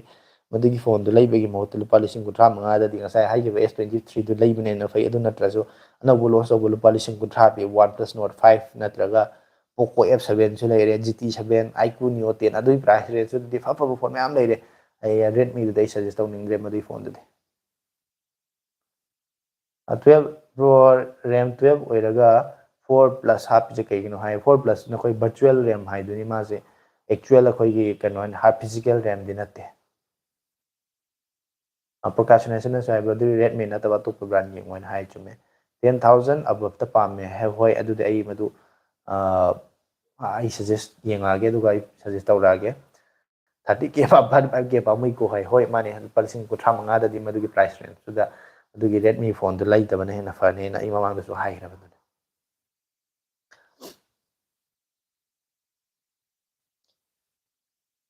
Dudi mayam hojik 11:20 chatle 19 chatle 20 chatore minute amuktang ngaire mayam punamak ai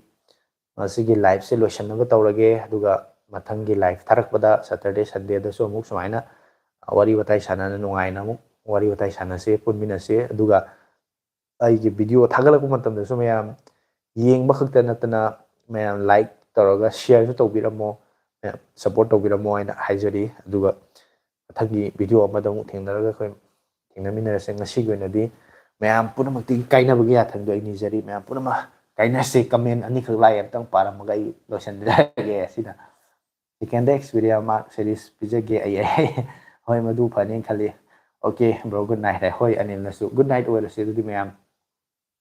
ꯃꯌꯥꯝ ꯄꯨꯝꯅꯃꯛ ꯅꯨꯡꯉꯥꯏꯅ